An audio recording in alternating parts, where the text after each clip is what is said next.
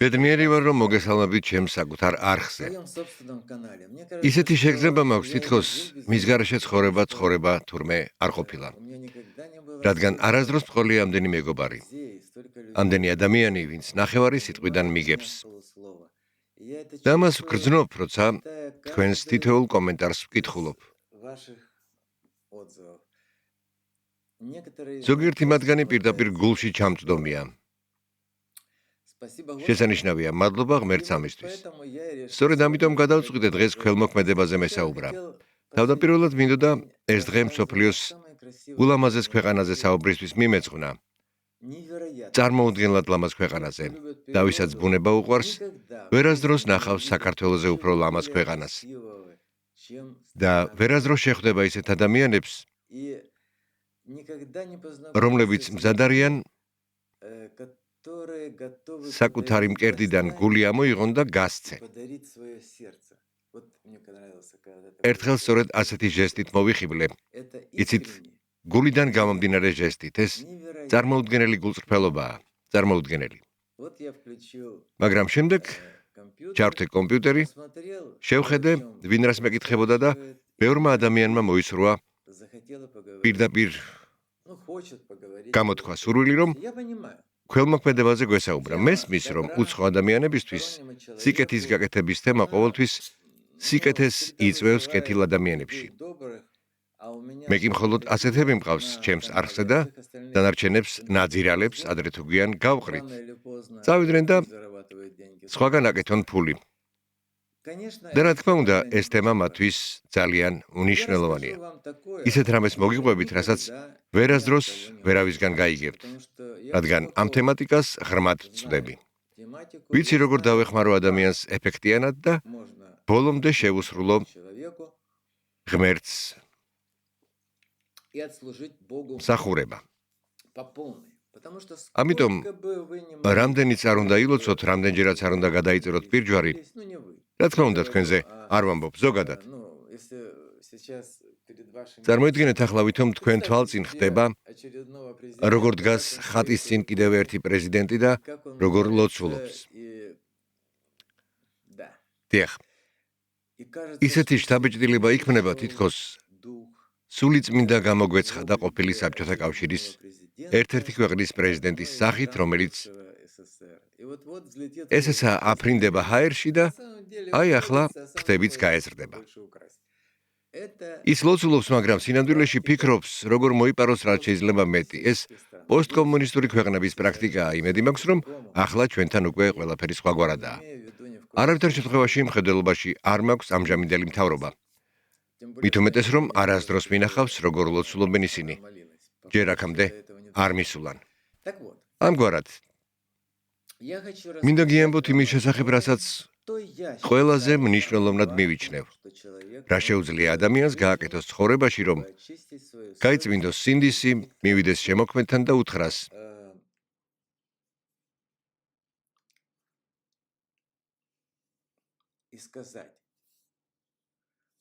მამა, მე გავაკეთე ეს. გავაკეთე ეს. ყოველგვარი განზრახვის გარეშე. აი ამაში არის ქველმოქმედების მთელი არსი. თუ დაეხმარეთ ადამიანს, რომელსაც აღარასდროს ნახავთ, ან ნახავთ, მაგრამ მას წარმოდგენაც კი არ ექნება, რა გაუკეთეთ და არც კეთილ სიტყვას გეტყვით სანაცვლოდ, სწორედ ეს არის ქველმოქმედება. ქველმოქმედება არ ნიშნავს დედაზე ან მამაზე, ბაბუაზე ან ბებიაზე ზრუნვას. ეს თქვენი მოვალეობაა, მეგობრებო, ჩვენი მოვალეობა. ქრისტიანული თუ სხვა რელიგიის მიხედვით არის ჩვენ შვილებზე ზრუნვა, მათი აღზრდა, მათთვის სიცოცხლის მიცემა, ჩვენი საყვარელი ადამიანებისთვის, მაგრამ ამას არაფერი აქვს საერთო ღმერთთან, აბსოლუტურად არაფერი. რადგან მოვალეობა და ღვთისმოსაწონი საქმე ორი სრულიად განსხვავებული რამ არის. მოვალეობები უნდა შეასრულოთ, მაშინ ხართ ადამიანი. თუ ქველმოქმედებით დაკავდებით, მაშინ ხართ ღვთისმოსავი ადამიანი. და თუ, მაგალითად, ამერიკის შეერთებულ შტატებში მე ყოველთვის ეს ქვეყანა მომყავს მაგალითად, რადგან მათ დემოკრატიის ძალიან მაღალი სტანდარტები აქვთ. მე არ ვსაუბრობ გეოპოლიტიკაზე, ეს სრულიად განსხვავებული საკითხებია. ყველა იცავს საკუთარ ინტერესებს. კარგი, დავივიწყეთ. მაგრამ თუ იქ ვინმე არ არის ჩართული იმ სახის ქველმოქმედებაში, რომელზეც მე ვსაუბრობ, ღმერთისთვის, მას ხელსაც კი არავინ გაუწვდის ჩამოსართმევად. არავინ ჩამოართმევს ხელს. მაგრამ არის პრობლემა. ყოფილი საბჭოთა კავშირის ტერიტორიაზე საქველმოქმედო ფონდებს არანაირი სტატუსი არ აქვთ. ამიტომ თავისთავად მათ არ შეუძლიათ არსებობა, რადგან ჩვეულებრივი ბიზნესების მსგავსად იბეგრებიან და ეს სიგიჟემდე მიდის. მაშინაც კი თუ ვინმე რომელიმე ბავშვთა სახლს აწოლებს ან სათამაშოებს წირავს, უნდა მოხდეს ყველაფერის დაბეგრვა, DGG-ს გადახდა და ყველაფერი დანარჩენი, რაც ამ ქვეყანად არსებობს, მაგრამ ასეთია რეალობა. რადგან ხელისუფლებისთვის, რომელსაც აბსოლუტურად არ სურს ფულიანი მოწინააღმდეგის ყოლა ხალხიდან, მომგებიანი არ არის ასეთი სტრუქტურის ქონა. მათ რომ პოლიტიკაში ჩარევა მოინდომონ, მათ რომ მხარი დაუჭირონ ვინმეს, ვინც რაღაც სიმართლეს ამბობს. დიახ, ეს საშიშია. ამიტომ არ არსებობს ქველმოქმედება ყოფილი საბჭოთა კავშირის არც ერთ ქვეყანაში. არსებობს საქველმოქმედო ფონდები, მაგრამ ისინი ქურდები არიან. სამწუხაროა, რომ უმეტეს შემთხვევაში ასეა. მაგალითად საქართველოში, სადაც ამჟამად საქველმოქმედო საქმიანობით ვარ დაკავებული, იყო ერთი მაგარი ბიჭი. მომღერალი, არა უბრალოდ ბიჭი, რომელსაც პოლიტიკაზე ჰქონდა პრეტენზია. მან ლამაზი სახელიც კი მოიფიქრა, იავნანა. და ამჟამად ლენინგრადში ცხოვრობს. თითქოს საქველმოქმედო კონცერტებსაც მართავდა, მაგრამ შემდეგ, როდესაც პარლამენტში კენჭისყრა მოინდომა, მისი საქმიანობა სააშკარაოზე გამოიტანეს. აღმოჩნდა, რომ მას უამრავი ძვირადღირებული მანქანა და უძრავი ქონება ჰქონდა, ხოლო მისი ცოლი Range Rover-ით დადიოდა და ეს ყველაფერი ფონდის ხარჯზე. ესე იგი, მან მშიერ ბავშვებს ცოტა მიუგდო, თავისთვის კი Range Rover-ი დაიტოვა. ეს ხომ საშინელებაა, უბრალოდ ამაზრზენია. ეს ქურდობაზე უარესია, მკვლელობის ტოლფასია. თუ ვინმეს ნდობას ბოროტად იყენებ, არა მხოლოდ ღმერთს არ მოეწონები, არამედ ნაძირალა გამოდიხარ, რომელიც უნდა გაასამართლონ და ძელზე გასვან. რადგან ატყუებ ადამიანს მის საუკეთესო გრძნობებში. მე არ ვსაუბრობ თაღლითებზე, რომლებიც ქმნიან ფინანსურ პირამიდებს ან ბანკებზე, რომლებიც გასკდომამდე ჭამენ და მომხმარებელთა ფულს ითვისებენ. ეს სხვა საქმეა. აქ ბიზნესია და ამითაა საშინელება. სხვათა შორის რომ არ დამავიწყდეს, ამ თემას როგორღაც წამოვწევ. სახელმწიფოა დამნაშავე ბანკებში, სადაზღვევო კომპანიებსა და სააქციო საზოგადოებებში მომხდარ ყველა გაკოტრებასა და ქურდობაში. ის ვალდებულია აკონტროლოს ისინი, ვინც ფულს აგროვებს აქციების ან დეპოზიტებისთვის. მას წინასწარ უნდა სცოდნოდა. იქ ჩაჯდა თაღლითი, რომელიც ფულს აგროვებს, რომ შემდეგ გაიქცეს და ზუსტად იცის რაოდენობა. მან ყველაფერი იცის და წილშიც ზის. და შემდეგ, როდესაც ყველა დიდი ხანია გამქრალია, როდესაც უბედური ადამიანები უკაპიკოდ დარჩნენ, სახელმწიფო გამოდის და ამბობს, ჩვენ გავხსენით დანაშაული, ჩვენ მას ვიპოვით. ვინ რას იპოვის? საკუთარ თავს ხომ არ წაართმევენ? ამიტომ სახელმწიფოსგან უნდა მოითხოვოთ. უნდა მიიღონ კანონი, რომ მხოლოდ გამორჩეულად პატიოსანმა ადამიანებმა უხელმძღვანელონ ფინანსურ სტრუქტურებს. და მაშინ აღარ იქნება საჭირო მოსახლეობის შევრაცხყოფა და იმის თქვა, სულელები ხართ, არიცოდით სადებდით ფულს, იქ ხომ მაღალ პროცენტს იძლეოდნენ, ამაზე უნდა გეფიქრათ. მათ არაფერზე არ უნდა იფიქრონ, არავინ არაფერზე არ უნდა იფიქროს, ნებისმიერ დემოკრატიულ ქვეყანაში თაღლითების ამოცნობა ხდება. მაგალითად, მილიარდერს, რომელიც ცოტა ხნის წინ დააპატიმრეს, 10 მილიარდი დოლარის მითვისება ჰქონდა განზრახული, მაგრამ არაფერი ცუდი არ მომხდარა, არავინ დაზარალებულა მათ უბრალოდ გაიგეს, რომ ის ამაზე ფიქრობდა და სამუდამო პატიმრობა მიუსაჯეს, მაგრამ ფული დაუბრუნეს. ასეთი რამ არ ხდება, ასეთი რამ შეუძლებელია მოხდეს. კარგი, დაივიწყეთ. სხვა რამეზე ვსაუბრობთ. ქველმოქმედებაზე. რამდენი საინტერესო რამ მინდა გითხრათ. კარგი, თავიდან სანამ ჯერ კიდევ მოთმინება გყოფნით და ჩართული გაქვთ მიმღები, რომლითაც შეგიძლიათ ჩემი სიტყვის მოსმენა, კომპიუტერი ან რაიმე მსგავსი, გეტყვით, რომ მსოფლიოში ქველმოქმედების ორი სახეობა არსებობს. პირველი არის მოსყიდვის, რომელსაც ღმერთთან არაფერი საერთო არ აქვს. ეს როცა ბიზნესმენი თავისი იმიჯის გასაუმჯობესებლად და სოცქვეყნებში პოლიტიკური გავლენის გასაძლიერებლად იწყებს ძალიან პატიოსნად ნაშოვნი ფულის მცირე ნაწილის გაცემას გარკვეული პროექტებისთვის. ის რაღაცას აშენებს ან რაღაცას ყიდულობს სხვისთვის და გამოირჩევა ამით. დიახ, მილიონებით შეიძლება დახარჯოს ზოგჯერ. ეს კარგია, რა თქმა უნდა, მათთვის, ვინც რაღაცას მაინც მიიღებს, მაგრამ სინამდვილეში ეს არ არის კეთილშობილური ქცევა და სულიერებასთან საერთო არაფერი აქვს. არსებობს ქველმოქმედების მეორე სახეობა და ის ძალიან განვითარებულია დასავლეთში. ეს არის ვარიანტი, როდესაც მოსახლეობა და დაწესებულებები ფულს იძლევიან რაღაც პროექტებისთვის, რომლებიც მათთვის ძვირფასია და იქ არავინ არის მთავარი. იქ უამრავი დამფუძნებელია.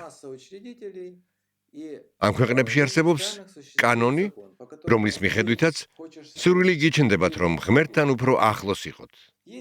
არსებობს ორი გზა, თითქმის თანაბრად მნიშვნელოვანი, რომ მას ემსახუროთ. გადაიხადოთ გადასახადები პატიოსნად, რათა ისინი პენსიონერებსა და საჯარო სექტორის მუშაკებს გადაეცეთ, ან გადაურიცხოთ ფონდს. ამგვარად, თქვენ ვინმეს დაეხმარებით და სახელმწიფო ორივე შემთხვევაში დაინტერესებულია. კარგი, მე ამას უბრალო სიტყვებით ვამბობ, მაგრამ სინამდვილეში ალბათ გარკვეული სირთულეები არსებობს, მაგრამ ამ ფონდებში ათობით თუ არა ასობით მილიარდი დოლარის ინვესტირება ხდება. ამ ფონდების გავლენის დონე პოლიტიკურ პროცესებზე განვითარებულ ქვეყნებში წარმოუდგენლად დიდია. და არა მხოლოდ განვითარებულ ქვეყნებში. მაგალითად, მე ვიყავი ჟენევაში, ხსნის არმიის ოფისში. იცოდით, რომ შვეიცარია პრაქტიკულად ქვეყანა კი არა, ერთი დიდი ბანკია. იმიტომ რომ ბანკები ყველა კუთხეშია და ბოლო 100 წლის განმავლობაში არც ერთი მათგანი არ გაკოტრებულა. ეს უბრალოდ ასეთი ქვეყანაა და ეს იმიტომ რომ შვეიცარიელები ბუნებით მსოფლიოში ყველაზე პატიოსანი ხალხია. უბრალოდ მათზე უფრო პატიოსანი ხალხი არ არსებობს. შეგიძლიათ შვეიცარიელს ანდოთ მილიარდი, კარგი, მილიარდი არა, მილიონი.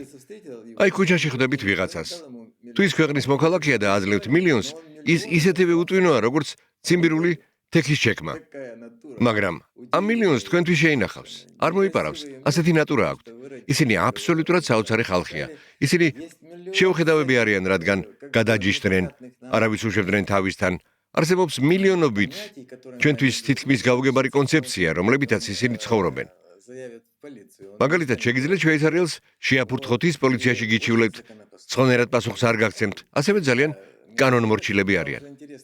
საიდან საწავედი, მაგრამ თქვენ ხომ გაინტერესებთ, როცა უეცრად ვიწყებთ თემიდან გადახვევას. ერთხელ მე იქ ბევრჯერ ყოფილ ვარ სხვადასხვა მიზეზის გამო.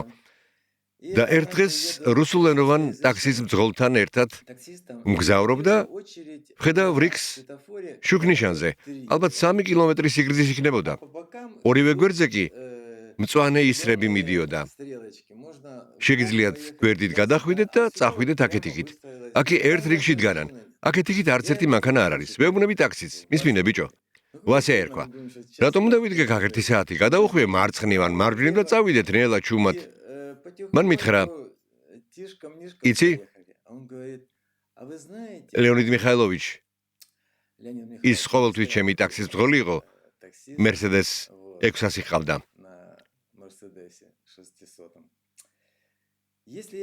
თუ ახლა ამას გავაკეთებ, მაშინ 80% ის ძალიან განათლებული კაცი იყო. ამ 3 კილომეტრიანი რიგის 80% მაშინვე პოლიციას გაუგზავნის შეტყობინებას ჩემი ნომრით და ყველაფერი ამბებით. ისინი კი მაშინვე პასუხისგებაში მიმცემენ. შემდეგ ჯერზე კი არა მარტო პასუხისგებაში მიმცემენ, შეიძლება ციხეშიც კი ჩამსვან. დავფიქრდი, ეს დამსმენი ნაზირალები, შემდეგ კი გავიფიქრე, არა, ეს არის კანონმორჩილების გზა. კარგი, დაივიწყეთ. ასე რომ ჟენევაში ვიყავი. შევედი ხსნის არმიის ოფისში. გეტყვით, რომ ეს ოფისი ნებისმიერ ბანკზე მაგარია. დონე კი პრეზიდენტის სტატუსი, რომელსაც ამ ფონდის დამფინანსებლები და აქციონერები ირჩევენ, ისეთი მაღალია, რომ ხსნის არმიის ან ფონდის პრეზიდენტმა არ მახსოვს, ან წითელი ჯვრის პრეზიდენტმა შეიძლება ყველა ქვეყნის პრეზიდენტთან შეხვედრა არც კი მოისურვოს. იმიტომ რომ ის დიდი ადამიანია. გაერო მათ სამხედრო კონფლიქტების მოგვარებას ავალებს და მილიარდობით დოლარს გამოყოფს ჰუმანიტარული დახმარების სახით. ისენდობა მათ, რადგან ისინი მუდმივად ყველაზე მნიშვნელოვან საკითხებზე არიან ორიენტირებულნი. ფონდში კი ყველაზე მნიშვნელოვანია ყოველდღიურად დაამტკიცო რამდენად სუფთაა შენი ტრანზაქციები. სხვათა შორის, ჩემს ფონდს ერთადერთს ყოფილი საბჭოთა კავშირის ტერიტორიაზე ყოველთვის ყველაზე ძვირადღირებული საერთაშორისო ფინანსური კომპანიები უტარებენ აუდიტს. რანაირ სულელადაც არ უნდა მთვლიდნენ, ბოლო დროს 4-ში ნომერი პირველია KPMG, რომელიც დამოუკიდებელი პროფესიული მომსახურების ფირმების გლობალური ორგანიზაციაა და სთავაზობს აუდიტორულ საგადასახადო და საკონსულტაციო მომსახურებას.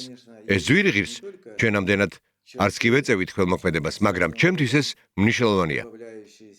ეს არის გზა იმისთვის, რომ დადგება დრო და მე აღარ ვიქნები. მე რა თქმა უნდა არა მხოლოდ ყოველ წელს შემატებული ადამიანური თვისებები მაქვს, რომელიც ისრაფის დაუმტკიცოს შემოქმედს თავისი გულწრფელობა, არამედ მე ადამიანიც ვარ და სამწუხაროდ არ ვიცი სამწუხაროდ თუ არა. სამყაროს ბევრი ცუდი თვისება ამოძრავებს. სიამაყე ან რა ქვია ამას? დამავიწყდა კიდეც ეს სიტყვები. კარგი, ყოველ შემთხვევაში მე ამას ვაკეთებ. რადგან გამოვიჭერ ხოლმე საკუთარ თავს აზრზე, რომ მინდა ვიღაცას რაღაც დავუმტკიცო. რომ მე შემიძლია ამის გაკეთება. სხვებს კი არ შეუძლიათ. ეს მე მახასიათებს და ღმერთმა მაპატიოს. თქვენ არა მეგობრებო. ვფიქრობ, თქვენგან პატიება შემიძლია ბევრად უფრო სწრაფად მივიღო. დიახ. ანუ მე ვამბობ იმას, რომ ამ ფონდების გავლენა წარმოუდგენლად დიდია. უფრო მეტიც, სახელმწიფო იმ შემთხვევაში, როდესაც ლამაზი ქალი მდიდარ კაცზე ქორწინდება, ასეთი სასამართლოების ჩვეულებრივი მოვლენაა და შემდეგ მის გასურველებას ცდილობს იწყებს სასამართლო საქმეს. მაგალითად, შემთხვევით მოხვდი ვიღაც შეიხისა და ღმერთმა მაპატიოს ვიღაც ფრანგი მეძავის ქონების ამოყიდვაზე, რომელმაც მისთვის შვილის გაჩენაც კი მოასწრო. მან კი ყურები აპარტყუნა და ვერც კი შენიშნა, როგორ მიიყვანა ქალმა განქორწინებამდე. სასამართლო საფრანგეთში მიმდინარეობდა და ქონებას ვერავინ იყოფდნენ. ამიტომ ასეთ შემთხვევაში საუბრობ სტატუსზე, ფონდების ნდობაზე. სახელმწიფო ასეთი საქმეების განხილვას მოსამართლეებსაც კი არ ანდობს, რადგან გაურკვეველია, ვინ არის მართალი და ვინ მტყუანი. აი თქვენ მუდმივად უყურებთ ამ იდიოტურ და მეც ვუყურებ ხოლმე მათ სხვათა შორის ხანდახან, როცა საქმეებისგან ან სიტყვით გამოსვლისგან სრულიად გავბრუნდები ხოლმე, რომ დავისვენო ცოტა. ვრთავ ხოლმე რუსულ ან უკრაინულ ვიდეოებს, სადაც განსაკუთრებით ცოლ-ქმარი რაღაცას იყოფენ. ვიღაცამ ვიღაცა გააუპატიურა, ანუ სრულ სისულელეს, მაგრამ განსაკუთრებით ჩემთვის მეცინება. როცა ვისმენ, როგორ მსჯელობენ დამსწრეები, რომლებიც დარბაზში სხედან. ვინ არის დამნაშავე? ქმარი არის ნაზირალა, რომელმაც ვითომ და ხელი აღმართა ცოლზე? თუ ცოლი, რომელმაც იმდენ ირქა დაადგა ქმარს, რომ ის თავის ბინაშიც კი ვეღარ შედის ნორმალურად. ეს სრული სისულელია, რადგან სინამდვილეში შეუძლებელია იმ ადამიანების განსჯა, ვინც უკვე შორდება ერთმანეთს და ცხოვრების მნიშვნელოვანი პერიოდი ერთად გაატარა. იქოგა გაურკვეველია, ვინ არის მართალი და ვინ მტყუანი, მაგრამ წამყვანს ეს ყველაფერი გარკვეული მიმართულებით მიყავს. შემდეგ არის რეკლამა, ამის შემდეგ ჩდება ან დედამთილი, ან სიძე, ან მაზლი, ან ვინც ის კიდევ ვინ და შემდეგ ისეთი რამ ირკვევა უცაბედად, რომ სწორედ ის გამოდის მათ განქორწინებაში დამნაშავე. დიახ, ალბათ ისინი ხთამსაც იღებენ, რადგან ამას განსაზღვრული პირებისგან აკეთებენ, განსაკუთრებით მსახიობებისგან, რომლებსაც ცნობადობა სურთ. ჩვენ კი ყურებს ვაპარტყუნებთ და უსმენთ, როგორ აყენებს ის მორიგ საყვარელს კედელთან და ამბობს, რომ შვილი მისგან არ ყავს. კარგი, ეს არ არის მნიშვნელოვანი, ძალიან შორს წავედით, სერიოზულ რამეზე ვისაუბროთ. მე გიამბეთ ორი სახის ქველმოქმედების შესახებ. სხვა არ არსებობს. არის რაღაც პატარა რამ. სურს ფონდის შექმნის გზას დავადგე და მაქვს ასეთი ოცნება.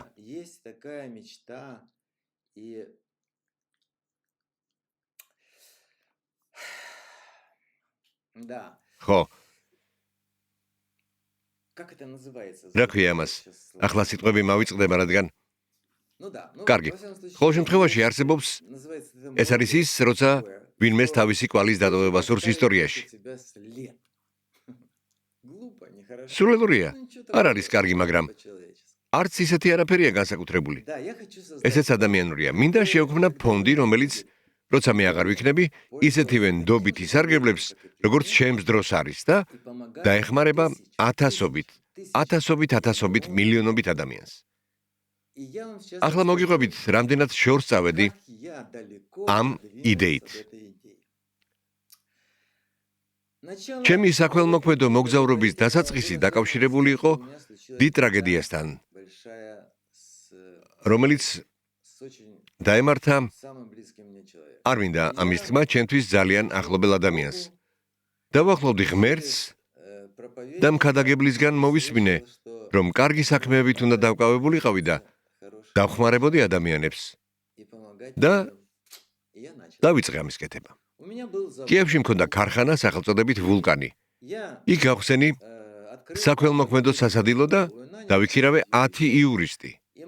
დავიწყე დღეში 300 ადამიანის გამოკვება.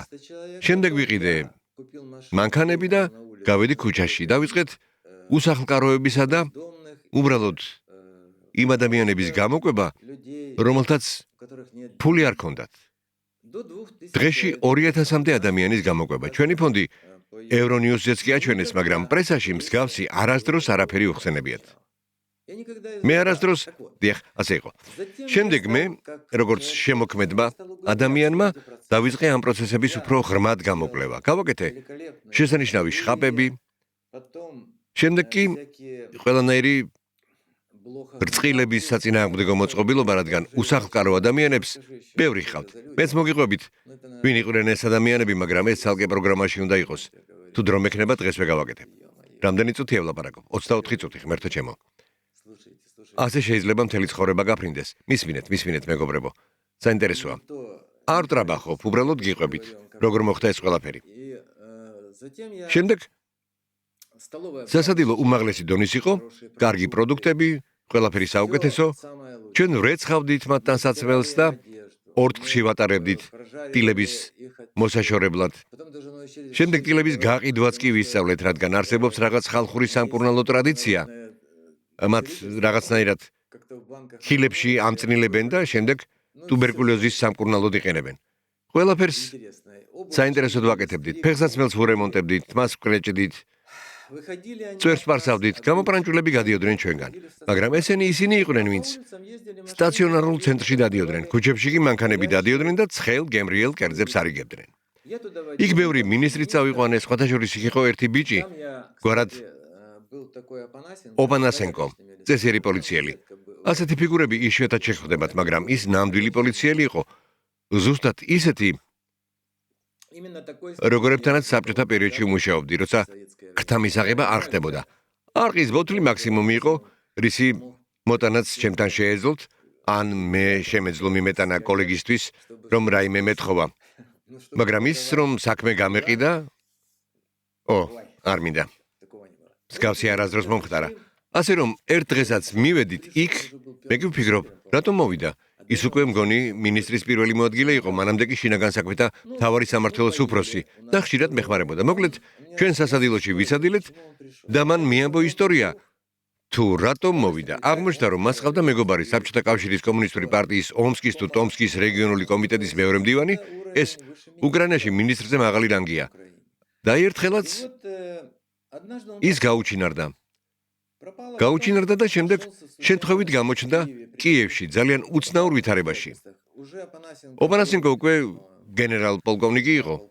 ის უკვე ქალაქის შინაგან საქმეთა მთავარი სამმართველოს უფროსი იყო და ერთ დღესაც მას ეუბნებიან, რომ დააკავეს მთვრალი კაცი, რომელიც მას პირადად იცნობდა და მისი ნახვას სურდა. ის ჩავიდა ვლადიმირსკაიას ქუჩაზე არსებულ შინაგან საქმეთა მთავარ სამმართველოში, ასე ერქვა მაშინ, და ნახა თავისი საუკეთესო მეგობარი რეგიონული კომიტეტიდან, რომლის ოჯახიც 5 წლის განმავლობაში ეძებდა მას, ის კი უსახლკაროდ დაწანწალებდა.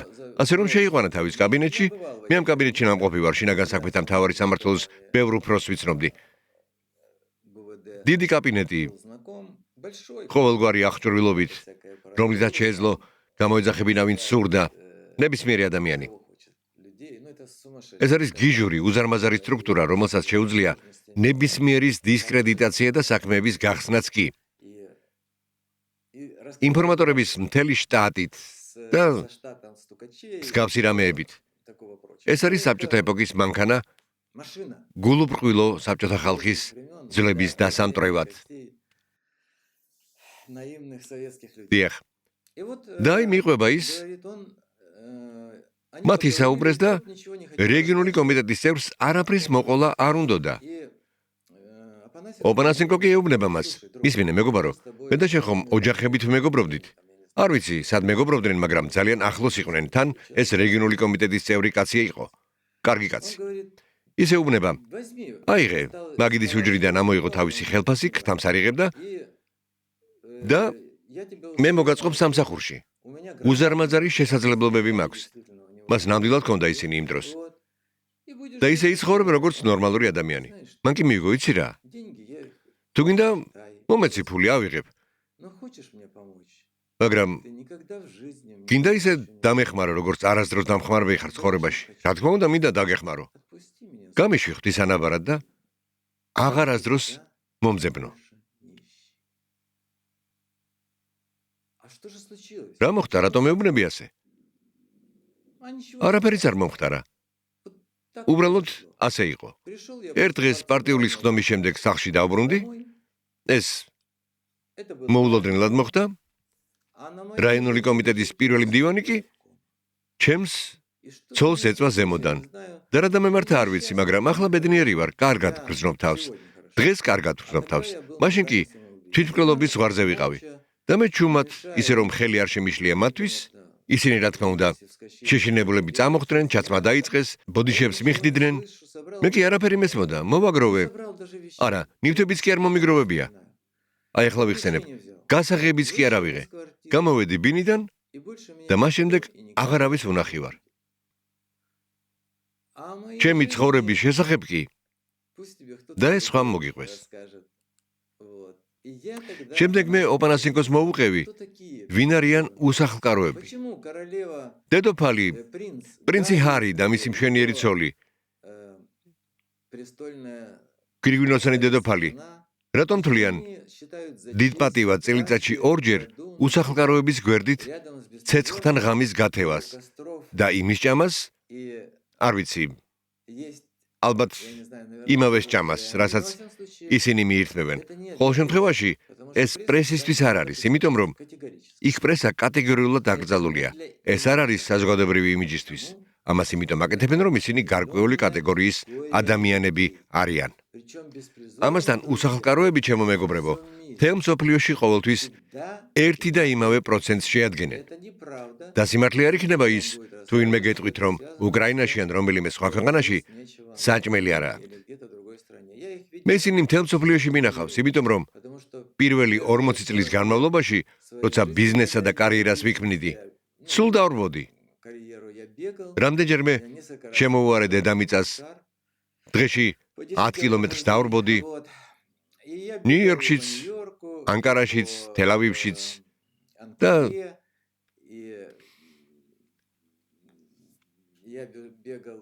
სხვადასხვა კუნძულზეც კი. მხოლოდ იაპონიასა და ავსტრალიაში არ ყოფილ ვარ.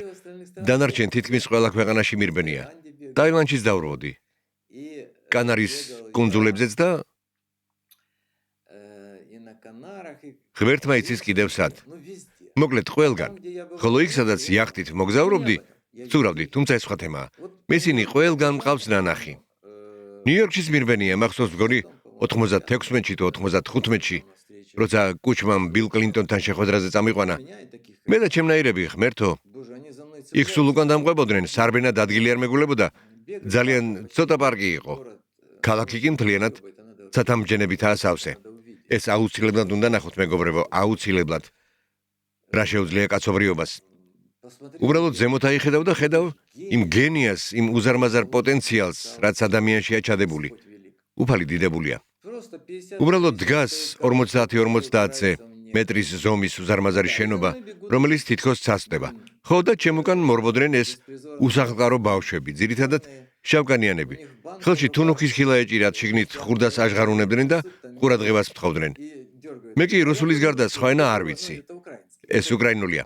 დიახ, უკრაინული. ჩემი მშობლიური ენის გარდა, რომელზეც ლაპარაკობ, სხვა ენა არ ვიცი და ვერც ვერასდროს ვისწავლი. აი ასეთი ვარ. ასე ვაზრუნებ. მიყვარს აზრის მკაფიოდ გადმოცემა. ახლა სამწუხაროდ ეს ნიჭი დიდწილად დავკარგე. ასაკის გამო, მაგრამ ადრე ისე შემეძლო საუბარი, რომ ადამიანს თმა ყალყზე დაუდგებოდა. იმდენად მკაფიოდ მუშაობდა აზროვნება. ღმერთმაგნას კიდევ გარკვეული დროით მაინც გაგახალისებთ. და აი დაამსდებენ, აწვალებენ. ერთი მახსოვს, ისეთი გამხდარი პატარა ბიჭი იყო, ამეკიდა. მე კი კოსტიუმში ვიყავი, სულ გაწუწული. გზაჯვარედინზე ვდგავარ, მწვანეს ველოდები, მანქანები დაჰქრიან. დილის 6 თუ 7 საათი იყო. ის ისევ მაწვალებს და მე შეუბრუნდი, ვუთხარი, ახლა მე შენ და მხოლოდ მაშინ მიხვდა, რაზე იყო ლაპარაკი. აი ასე. და სხვათა შორის ტყუილია, კიდევ გამახსენდა, როცა ვაშინგტონში ვიყავი, იმდენი ფილმი მქონდა ნანახი, როგორ ეხმარება პოლიცია ხალხს თავის ქვეყანაში, როგორები არიან მამაცები და როგორ იცავენ ადამიანებს საშიში შეიარაღებული დამნაშავეებისგან, ავტომატებით და სხვა იარაღებით. ხო, საინტერესო ამბავია. მართლა. კლინტონთან შეხვედრა შედგა, მე კი ვაშინგტონში დავიკარგე 38 გრადუსის სიცხით. ჩემს დაბადების დღეს, 25 ნოემბერს. სიცხე მქონდა სრულად გაოფლიანებული მსუბუქ კოსტიუმში და არ ვიცოდი, სად წავსულიყავი. ინგლისური სიტყვებით სულ დამავიწყდა. ჩვენ ცხოვრობდით ჰეი ედამსში, სასტუმროში. ეს არის სასტუმრო, რომელიც დიდი ხანია აღარ ეკუთვნის ამერიკელებს, ის იაპონელებმა შეიძინეს. ეს ეროვნულ ლოიალობას ეხება. ყველაფერი იღედება, მხოლოდ ღირსება და სინდისი არა, დანარჩენი კი უპრობლემოდ. ამ სასტუმროში ყოველთვის ცხოვრობს ახალი პრეზიდენტი 2 ან 3 თვე სანამ თეთრ სახლში გადავა. ის უბრალოდ თეთრ სახლთან ახლოსაა, დაახლოებით 300 მეტრში. ხო და მე დავიკარგე და ამ სასტუმროს სახელიც კი დამავიწყდა. დაიმოდის პოლიციელი, ტანადი, ძლიერი, თითქოს თეთრი ბოევიკი. ცოტა მანქანა იყო გარშემო, მე კი ლამის მომაკვდავი გამოვარდი გზაზე. სხვა გამოსავალი არ მქონდა, არც სასტუმროს სახელი ვიცოდი, არც არაფერი. და სადღაც იქვე დავბოდიალობდი. ორიენტაციას პრეზიდენტზე ვიჭერდი. პოსტამენტზე პრეზიდენტის ფიგურას ვგულისხმობ. იქ ძალიან ბევრი ასეთი ძეგლია. მე კი ვფიქრობდი, რომ ერთია, როგორც ჩვენთან. ერთი შევჩენკოსი ან ლენინის ძეგლი, მაგრამ აღმოჩნდა, რომ ასამდენ პრეზიდენტია და თითოეულს თავისი ძეგლი აქვს. ერთი თოფით, მეორე ცხენზე და მე სრულიად ავირიე. ახლოს ვიყავი სასტუმროსთან, მაგრამ ვერ ხვდებოდი სად იყო. დაიმე ქუჩაში გამოვრივარ, თითქოს ვიღუპები, უკვე 2 საათია დავრვივარ, ოფლი გამდის, ტემპერატურა მემატება, ხელებს ვწევ და ეს მანქანა ჩერდება. ირთვება ციმციმები, იქვე შეშინებული ეს დიდი პოლიციელია. მე კი მისკენ გავრვივარ, როგორც ახლობლისკენ. პატივცემულო წამიყვანე, მიმიყვანე სასტუმროში. დიადი უკრაინის პარლამენტის წევრი გახლავართ. ის კი ფანჯარას წევს და სადღაც რეკავს. როგორც ჩანს ეუბნება, რომ თითქოს გიჟი დაესხა თავს, ამიტომ სასწრაფო დახმარებას ითხოვს. მე ხომ სულ დაახლოებით 70 კილოგრამი ვიყავი და რა თქმა უნდა, არანაირ საფრთხეს არ წარმოვადგენდი. ის კი მთლიანად შეარაღებულია, პისტოლეტი აქვს და რა ვიცი კიდევ რა. მე შემომხედა თითქოს სახე ინტელიგენტის მქონდა, ოდნავ ჩამოსწია ფანჯარა და რაღაც მითხრა. მე კი ვიწყებ ახსნას. უკრაინა პარლამენტი პრეზიდენტი მაშინ ის იყო მონიკა ლევინსკისთან რომ მქონდა ამბები და მავიწყდა. კუჩმა official delegation hotel question. და მეუბნება იფიქრა და მე ამბობს. Hey Adams. მე მეუბნები ზუსტად. და კარის გაიღებას ვიწყებ. მან კი უცებ გაზ დააჭირა და გაიქცა. არა მზადა. მაგრამ უკვე ვიცოდი, Hey Adams-ი ტაქსი გავაჩერე. იქ შავკანიანი კაცი იჯდა, მე კი ერთი კაპიკიც არ მქონდა. და გზაში ვუყვები, რომ money in room აი ასე.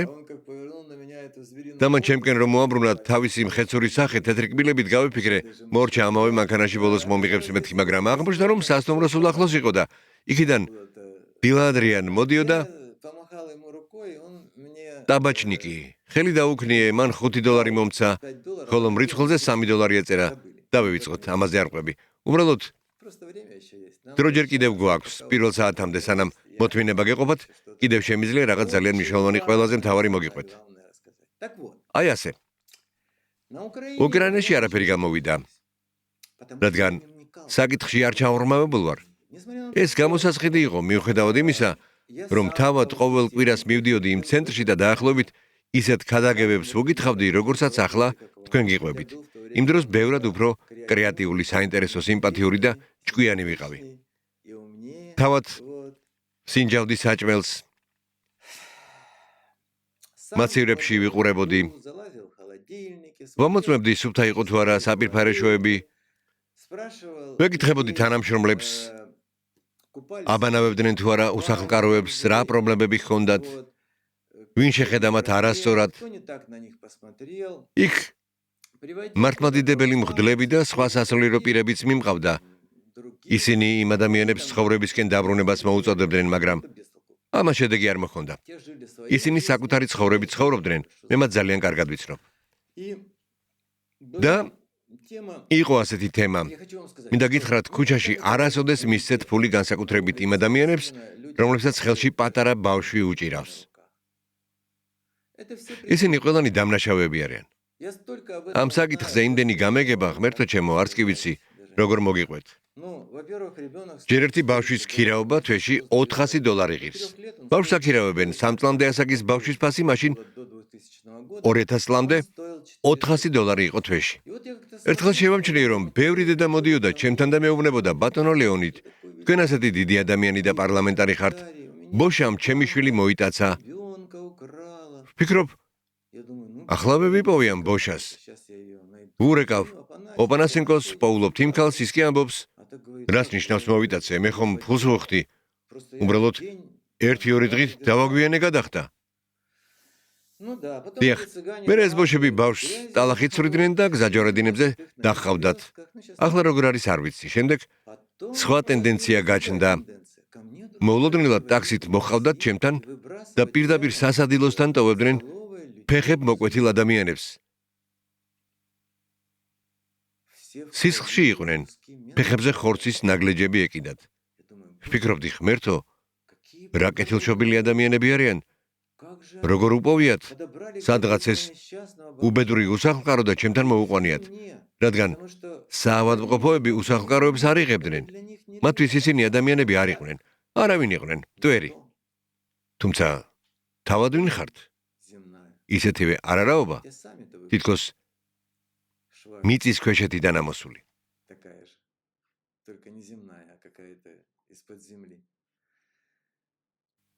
მინდოდა ეს ტაქსის მძღოლებიც კი მომეძებნა და მადლობა მეთქვა მათთვის.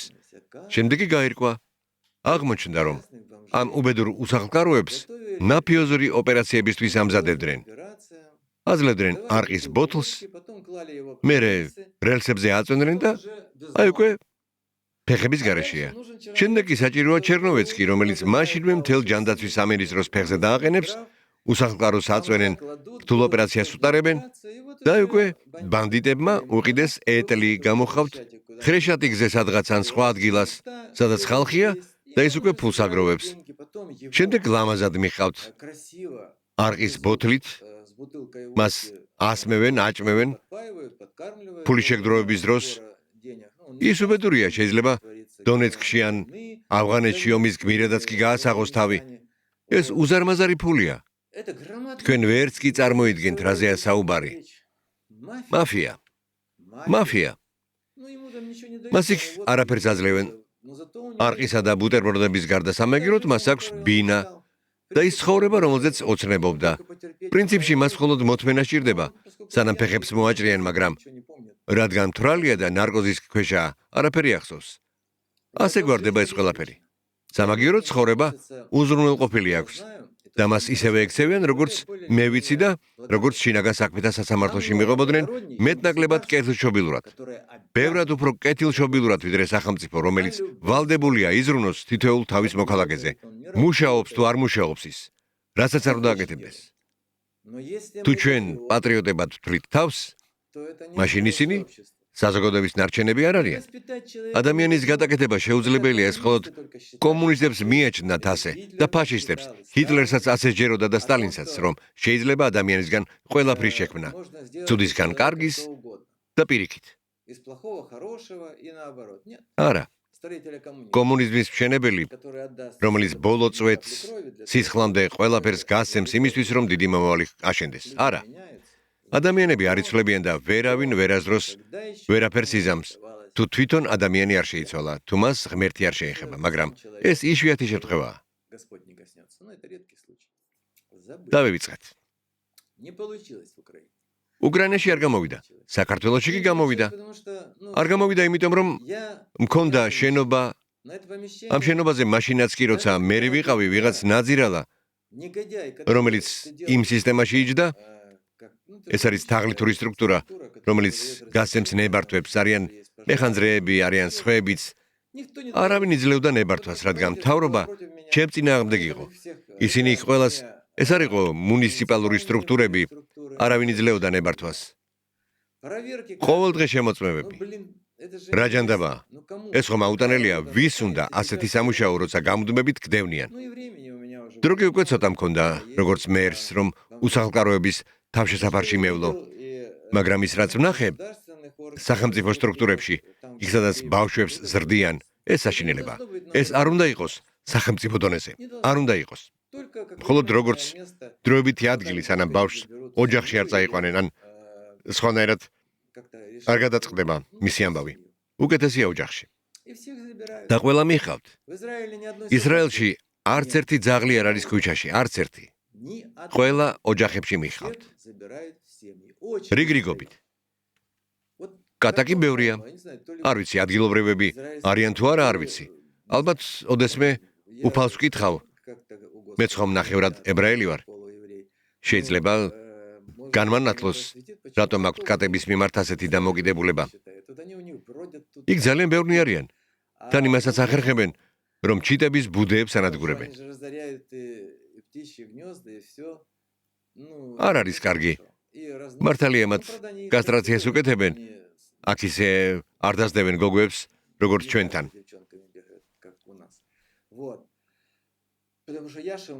აი, იაშა ჩემთან ცხოვრობდა აგარაკზე. მან კონჩა ზასპაში ყველა კატაზე გადაირია.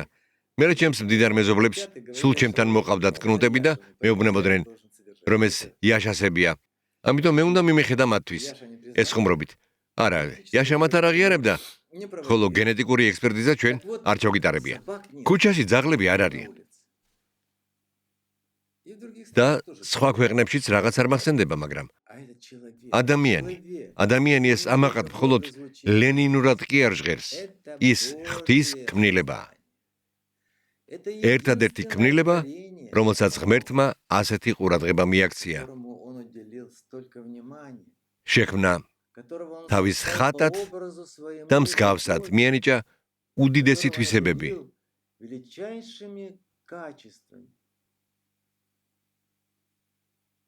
იყოს კარგი, ემსახუროს უფალს, ადიდოს იგი, დაიცვას საკუთარი სინდისი, არ დაადგეს ბინძურ ეშმაკისეულ გზას.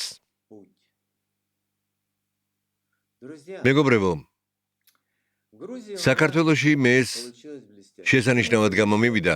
ჩვენ ვპოულობთ ოჯახებს.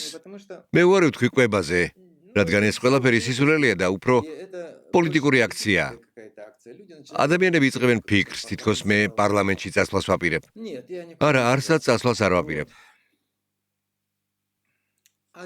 ჩვენ ვაკეთებთ იმას, რასაც დასავლეთში აკეთებენ. და წარმოიდგინეთ, დღეს მე მყავს 19, თითქმის 20,000 ადამიანი, რომლებიც თითქმის ყოველ კვირას, ხანდახან კვირაში ორჯერაც კი 30-20 ცენტს რიცხავენ, მაგრამ ისინი ამ ფულს ფონდში აგზავნიან. რა თქმა უნდა, ეს ფული სულაც არ არის საკმარისი იმისთვის, რომ მაგრამ თითოეულ ოჯახში სიღარიბე ძალიან დიდია, განსაკუთრებით მთაში. ჩვენ ვყიდულობთ ტელევიზორს, მაცივარს, აუცილებლად გაზქურას, ბავშვებისთვის კომპიუტერებს და ასაცილს, რადგან ისინი სკოლაში ვერ დადიან. აი ასეთი სიხატაკეა. მაგრამ 20,000 ადამიანი თვეში რამდენჯერმე აგზავნის პატარ-პატარა თანხას. ეს კი ნიშნავს, რომ შევძელი ამ ადამიანებამდე მიღწევა, მათ გულებამდე მიღწევა. ჩემთვის კი არა, არამედ ღმერთისთვის. ვინც თუნდაც ერთხელ ძირითადად ღარიბები ეხმარებიან გაჭირვებულებს, მდიდრები ამას არ აკეთებენ, არ უნდათ. დიდი ცოდვაა, არასწორია. როგორც ბიბლიაში წერია, 10% უნდა გაიღო. ნუ არა, აუცილებლად 10 დაივიწყე, თუნდაც რაღაცით. მაგრამ თუ გინდა იყო ბედნიერი, თუ გინდა საკუთარ თავს ადამიანი ეძახო და არა ცხოველი, უნდა ეხმარებოდე ადამიანებს. და რა თქმა უნდა დაფიქრდით, როცა ჩემს პოსტებს წაიკითხავთ. მე თვითონ ვარედაქტირებ მათ. ბევრი ჟურნალისტი ავიყვანე. უკრაინაში ყავდა იურისტები. ვამხელდით ქურდებს, სახელმწიფოს და სასამართლოს ადამიანებს ბინების უკანონოდ ჩამართვებისთვის. ღმერთო ამას ვერავინ ვერაზროს გაიგებდა. ისევ ამბობ ორი სიტყვით, არ მინდა ამით არანაირი დიდება ან სახელი მოვიპოვო, მაგრამ საქართველოში ძალიან კარგად გამოგდის. ჩვენ ვაქვეყნებთ პოსტებს, აღწერთ სიტუაციას კონკრეტულ სახლში, კონკრეტულ ოჯახში. და ახლახან შეხვდა 95 წლის ადამიანი, ომის მონაწილე, რომელსაც ხელისუფლება ეუბნება, შენ საქართველოსთვის არ გიბრძოლია, შენ საბჭოთა კავშირისთვის იბრძოდი. რა ნაძირალა უნდა იყოს ის, ვინც ამას ამბობს, ვიღაც ჩინოვნიკი, უნამუსო. დიახ, ასეთი ამბებია. დიახ. რა საინტერესოა ცხოვრება. მე ის გემის კაპიტანიც იყო. უამრავი დამსახურება აქვს, მაგრამ მას არავინ იცნობს. ყველა, ვინც მისთვის ძვირფასი იყო, უკვე გარდაიცვალა, წავიდა ამ ცხოვრებიდან. მხოლოდ მეზობლებს მიაქვთ მისთვის პროდუქტები, რადგან ის პენსია, რომელსაც აძლევენ, კაპიკებია, ნაკლებია, ვიდრე ბანდიტები ამპუტირებული ფეხების მქონე უსახლკაროებს აძლევენ. ასე როგორღაც ეხმარებიან ამ კეთილშობილ ადამიანს გადარჩენაში. განა ეს სწორია?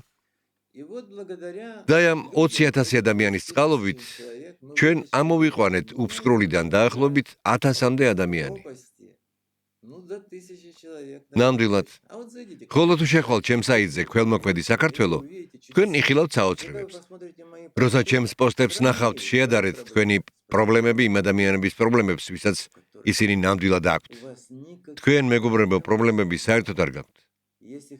თუ ვინმე ცხოვრებაზე წუწუნებს, ცოდვას ჩადის, ძალიან დიდ ცოდვას. ამდენი ტკივილია დედამიწაზე, ამდენი პრობლემა, მაგრამ არა თქვენთან. და მე ამით ბედნიერი ვარ. და ძალიან მომწონს, რომ ჩვენ ერთად ვართ. და კიდევ ერთი რამ გავიგე, მოიწონეთ, ეს მნიშვნელოვანია, რადგან ბევრი ნაზირალა ასე აკეთებს. თქვენ კი სხვანაირად უნდა გააკეთოთ. მოიწონეთ ვიდეო. გამოიწერეთ გვერდი. ერთად ჩვენ ძალა ვართ. და ერთად მივმართავთ უფალს, რათა მან უკრაინა სხვა ქვეყნებს შორის ყველაზე მაღალ ადგილას დააყენოს. უკრაინას სხვა გზა უბრალოდ არ აქვს. მე ჩემს არხზე ვაგროვებ ჩემი სამშობლოს პატრიოტებს.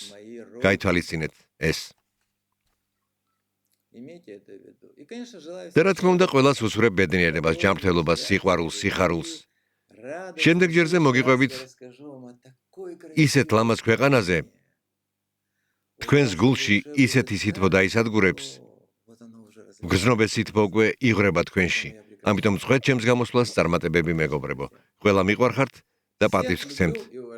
გისურვებთ სასიამოვნო უქმეებს, არ დაგავიწყდეთ დაურეკოთ თქვენს მშობლებს, სულ ცოტა ეს გააკეთეთ. უკეთესია კი მოინახულოთ ისინი. აბა, დროებით.